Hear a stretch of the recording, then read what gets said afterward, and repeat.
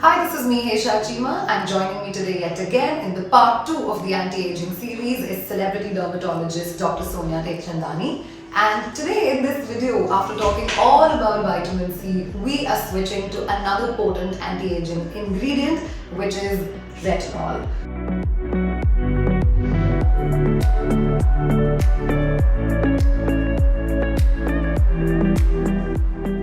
So, doctor, tell us about retinol and how is it going to benefit our skin and prevent it from aging? Yeah, retinol has been around for the longest time. Okay, most of the cosmeceutical brands, they have it as a skincare ingredient, but it has been noticed recently that it's how important it is, right? And that's why we're here to talk about it. Yeah. So it's a very simple ingredient. It's a derivative of vitamin E. It increases your cell turnover. Okay. And it stimulates your collagen, and that's how you improve your fine lines and wrinkles. So I could put it more as a preventive therapy and a maintenance therapy with retinol. Okay. Yeah. So the moment you start seeing some fine lines and you get worried about it, what am I supposed to do? I've started aging. Yeah. So it's a prime ingredient for anti-aging. I would put it that way. Okay. And doctor, could you tell us, what is the correct time, the method, the procedure to apply a retinol? Yeah, first and foremost, it has to be applied only at night because it can make your skin photosensitive. Okay. Right? Very important. 2, you have to apply a moisturizer even after you use your retinol. Okay. 3rd, ensure that you also apply on your neck, your decollete, and your hands. So these are the neglected areas. So while your skin is talking about the lines, you forget that even our neck is aging, the decollete is aging, and especially when we're talking about a lighter skin tone, not the young skin tone. Yeah, aging happens very fast, right? And if you have a sensitive skin, ensure that you use a moisturizer even before you use your retinol. Okay. Right? And when do you start using? That's the next question, which is popularly asked to me. Is it's in your late 20s when we're talking of Asian skin. But if you're talking of the Caucasian skin, yes, it's much earlier. Okay. And are there any do's and don'ts that one needs to follow, when they're using retinol? Yeah. First thing I told you, the first tip is always use at night. Right? 2, you have to ensure that your skin is not in the sensitive range. So when you start on a sensitive skin, then what is recommended is use the lowest concentration of retinol. Okay. Like a 0.1 or a less than 0.1, and then you do it like a short contact therapy or just do it twice a week. What I recommend is take a pea size and apply just below your jawline. Okay. That is a test patch. Okay. Okay. Leave it on for 24 hours, no reaction, then start working on your skin. Again, step it up gradually. Do it twice a week, make it alternate day. Now this has to be done every fortnight. Got it. And then once you're set with it, then you can do it on a daily basis. Okay. Some of the popular myths around retinol is that, it has to be prescribed only. How true is that? Yeah.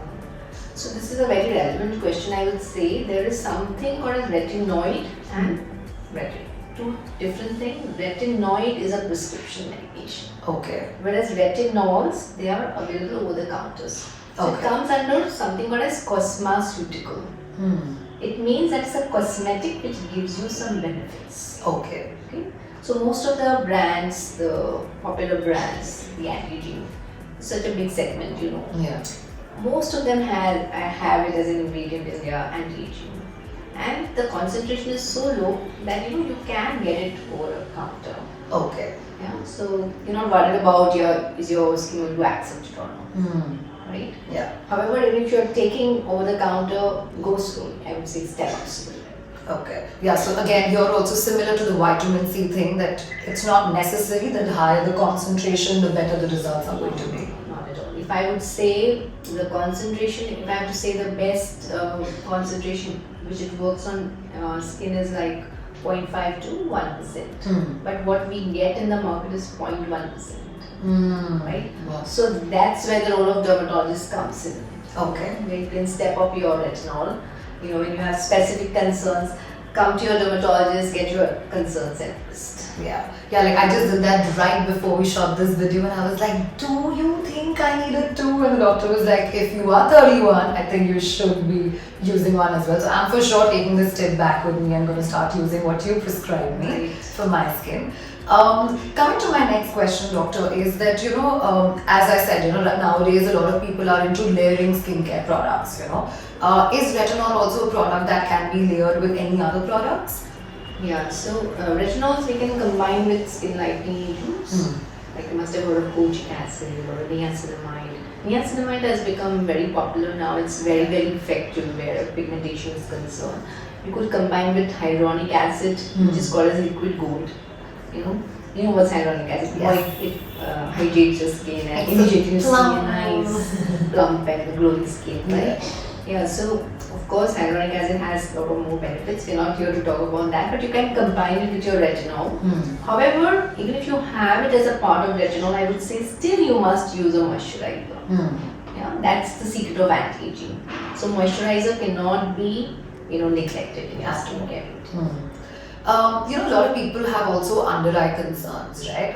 That could be the puffy eyes or dark circles. Again, as you age, all of these problems, your crow's feet and all of those things happen. Do you think we could use a retinol, even around the eye area? Yes, you can safely use a retinol around here. There's absolutely no problem. But what I would say over here is that we are talking of preventive and maintenance products. So there is something which you need to get, some treatments also done for anti-aging. You must have heard of carbon laser facials, some medifacials like hydrofacials. Then there's something called a radio frequency lift. So I would say you must get these treatments done to see instant results and then maintain your skin with all these actives. Of the product. Yeah. Coming to Of course, we're not going into too much, like when we're talking preventive anti-aging, we would do with medifacial, radio frequencies, photo rejuvenation techniques. But when you have established lines, of course, we don't have an option but to do your injectables. Yeah. You must have heard of botulinum, you must have heard of fillers. Yeah. It's not just about anti-aging now, we're getting a lot of youngsters coming in for that contoured look. Yes, I mean that's also, I think doctor, we will definitely do a video on that as well next. But that's so true actually. I think it's a whole package. Everybody wants different things for themselves, and aging of course being the prime topic. What I also want to understand is that when you're using retinol, how safe is it to get your other derma peels or your chemical peels and all of that? So when you're using any actives, I would say 2 days before and after any treatment you do in the clinic, you must stop it. Okay, just so it's more safer for the So skin. don't use it along with your alpha hydroxy, the beta hydroxy, or some prescription products. Like if you have acne, especially, your dermatologist generally gives some benzoyl peroxide or retinoic acid. So these can irritate your skin. Right? So ensure that if you've done a peel in a clinic which has a high concentration of alpha hydroxy or a beta hydroxy, then ensure that you don't apply these actives for at least 2 days before and after treatment. And keep hydrating your skin. Doctor, what I also want to ask you is that you briefly spoke about retinoids as well, right? Could you tell us a little bit more about those two? Yeah, so retinoids come into the picture much earlier as compared to for anti-aging. Like the earliest we see is like people coming with youngsters coming with acne issues. That's where is the role of acne. Acne, it leaves bad marks. And why does it leave marks? Most of the time, it's like you're trying to pick or pop your acne.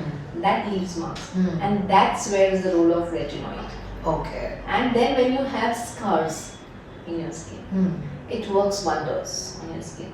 So, not knowing that it has anti-aging benefits, you start using it much earlier. Correct. True. That's why. Whether it's like acne or pigmentation, and then we go on to anti-aging.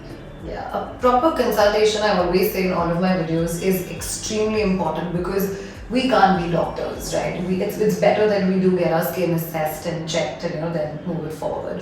What I also want to ask you is that can vitamin C and retinol go hand in hand? I was just wondering why this question has not come up. Retinols always at night, vitamin C in the morning. cannot Okay. combine. If you're using a retinoid, for sure, no vitamin C at night. Absolutely. But I can do like morning may vitamin C and in the night I can use my that retinol. you can do, yes. That's the best thing to do. Okay.